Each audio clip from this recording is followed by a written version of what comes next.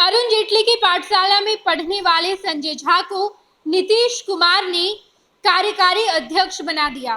Nitish Kumar BJP से कितने करीब आ गए हैं, कितने नजदीक आ गए हैं, इसका साफ तौर पर उन्होंने उदाहरण दिया। उन्होंने संजय झा, जो कि नीतीश कुमार और बीजेपी के बीच की कड़ी हैं, संजय झा पर लगातार ये आरोप भी लगता रहा है कि संजय झा जेडीयू के नेता जरूर हैं, लेकिन उनका दिल आज भी बीजेपी के लिए धड़कता है। संजय झा बीजेपी के सबसे खास नेता माने जाते हैं और अरुण जेटली के बेहद करीब हैं। 2014 का वो दौर था जब संजय झा बीजेपी को छोड़कर जेडीयू में शामिल हुए और उसके बाद धीरे धीरे करके नीतीश कुमार के बेहद करीबी हो गए। नीतीश कुमार को जब भी महागठबंधन का साथ छोड़कर एनडीए के साथ आना होता है तो संजय झा उस वक्त कड़ी का काम करते हैं और उसी संजय झा को नीतीश कुमार ने जेडीयू में दूसरी पोजीशन दी है। अपने बाद अगर जेडीयू में सबसे बड़ा कोई नेता है तो वो संजय झा हो चुके हैं। संजय झा बीजेपी के बेहद करीबी माने जाते हैं। अरुण जेटली के दौर से ही संजय झा अरुण जेटली के बेहद करीब थे और इस 10 साल के अपने करियर में, यानी कि जब वो बीजेपी में थे, उसके बाद जब वो 2014 में जेडीयू में आए तो कई बार उन्हें परीक्षाओं का सामना भी करना पड़ा और उस परीक्षा को पास करके अपने आप को संजय झा ने साबित किया है और आज नीतीश कुमार के सबसे ज्यादा करीब हो गए हैं। खबर ये भी निकलकर सामने आई थी कि जब नीतीश कुमार ने इस बार संजय झा को राज्यसभा भेजा है तो वो मोदी कैबिनेट में शामिल होंगे, लेकिन इस रेस में ललन सिंह आगे बढ़ गए और संजय झा पीछे छूट गए। तो ऐसे में संजय झा को नीतीश कुमार ने बड़ी जिम्मेदारी दी। उन्हें बताया कि संजय झा नीतीश कुमार के लिए कितने जरूरी हैं कि वो जेडीयू में इस वक्त दूसरा पोजीशन रखते हैं। बता दें आपको कि संजय झा 2009 में दरभंगा में लोकसभा चुनाव में प्रबल दावेदार थे। उस समय वे बीजेपी के एमएलसी हुआ करते थे, मगर उन्हें टिकट नहीं मिल पाया। 2014 में जेडीयू के सिंबल पर वे दरभंगा से लोकसभा का चुनाव लड़े, लेकिन उन्हें 1.25 लाख वोट ही मिल पाए और हार का सामना करना पड़ा। 2019 और 2024 में भी बिहार एनडीए में दरभंगा सीट जेडीयू के खाते में जाने की चर्चा तेज हुई। 2019 में तो मुख्यमंत्री नीतीश कुमार ने खुद ही कहा था कि हमने बस एक ही सीट के लिए बीजेपी पर दबाव बनाया था और वो दरभंगा सीट थी। हालांकि बीजेपी ने ये सीट अपने पास ही रखी। हाल ही में हुए लोकसभा चुनाव के बाद केंद्र में एनडीए की सरकार बनी तो संजय झा के नरेंद्र मोदी कैबिनेट में शामिल होने की चर्चा हुई, मगर जेडीयू के पूर्व राष्ट्रीय अध्यक्ष ललन सिंह इस रेस में आगे बढ़ गए। संजय झा पर बीजेपी के कई वरिष्ठ नेताओं के नजदीकी होने की चर्चा होती है। झा बीजेपी में दिवंगत अरुण जेटली के सबसे खास रहे थे। जेडीयू में आने के बाद भी उनकी जेटली से नजदीकी बनी रही।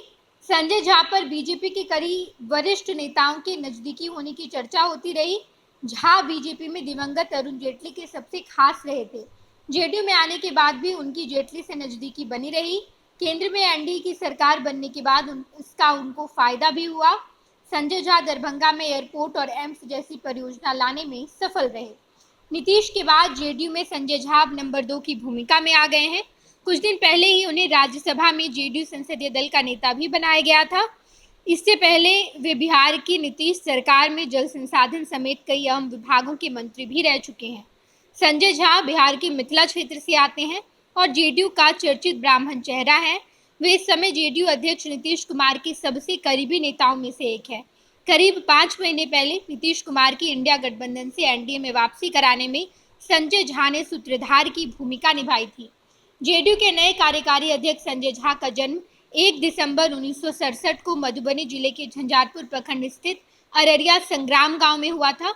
उन्होंने प्रतिष्ठित जवाहरलाल नेहरू विश्वविद्यालय से स्नातकोत्तर किया है, यानी कि ग्रेजुएशन की डिग्री हासिल की है। उनकी पत्नी का नाम इनाक्षी झा है। दोनों के 3 बच्चे हैं। संजय झा ने अपने राजनीतिक करियर की शुरुआत साल 2004-2005 में की थी। 2006 में वे पहली बार बिहार विधान परिषद के सदस्य बने। इसके बाद वे लगातार एमएलसी बनते रहे। फरवरी 2024 में जेडीयू ने उन्हें वरिष्ठ नारायण सिंह की जगह राज्यसभा में भेजा। उससे पहले वे 3 बार बिहार सरकार के मंत्री भी रह चुके हैं। और अब इन सब के बीच जब नीतीश कुमार ने संजय झा पर बड़ी जिम्मेदारी सौंपी है, पार्टी का दूसरा सबसे बड़ा पद दिया है। पहला पद नीतीश कुमार के पास है, राष्ट्रीय अध्यक्ष, और दूसरा पद कार्यकारी अध्यक्ष का पद। बता दें आपको कि जेडीयू के इतिहास में आज तक कभी ऐसा नहीं हुआ है कि जेडीयू ने कार्यकारी अध्यक्ष बनाए हो। अगर कोई राष्ट्रीय अध्यक्ष बनता है तो उसके बाद दूसरी पोजीशन किसी को भी नहीं दी जाती है, लेकिन ऐसा पहली बार हुआ कि नीतीश कुमार ने अपने पास राष्ट्रीय अध्यक्ष का पद रखा और दूसरा पद यानी कि पूरा कार्यभार जो संभालेंगे वो नीतीश कुमार के बाद जो दूसरे पोजीशन पर जेडीयू में आते हैं संजय झा वही संभालेंगे। इस वक्त जेडीयू में नीतीश कुमार के बाद सबसे बड़ा कद संजय झा का हो गया है। सबसे आगे निकल गए हैं संजय झा जेडीयू में। वो संजय झा जो अरुण जेटली की पाठशाला में पढ़ाई किए, राजनीतिक करियर उनकी वहीं से शुरुआत हुई। अरुण जेटली से उनका व्यक्तिगत संबंध काफी नजदीक था और यही वजह है कि वो बीजेपी के वरिष्ठ नेताओं के भी बेहद करीब हैं। ये लो मुंह मीठा करो, आज मैंने अपना जॉब छोड़ दिया, अब हम पूर्णिया वापस जाएंगे। जॉब छोड़ दिया है? मतलब ये घर कैसे चलेगा? हम करेंगे क्या? और माँ बाबूजी क्या बोलेंगे? इसलिए मैं एक और मिठाई का डब्बा लाया। अपने बिजनेस के लिए लोन अप्रूव हो गया। अरे लोन अप्रूव हो गया वो तो ठीक है, लेकिन पूर्णिया में हम रहेंगे कहाँ? अपना घर भी तो नहीं है वहाँ। इसलिए तो एक और मिठाई का डब्बा अलग से लाया हूँ। हमने पूर्णिया में घर ले लिया है, पूर्णिया के ई होम्स पैनोरमा में। पूर्णिया में पैनोरमा ग्रुप लेकर आए हैं ई होम्स पैनोरमा। बड़ा घर, आलीशान जिंदगी और अत्याधुनिक सुविधाओं के संग। अरे अरे, अब क्यों मुंह मीठा करवा रही हो? क्योंकि हम घर वापसी जो कर रहे हैं। घर वापसी की खुशी पूर्णिया में ई होम्स पैनोरमा के संग। ई homes panorama, luxurious lifestyle redefined.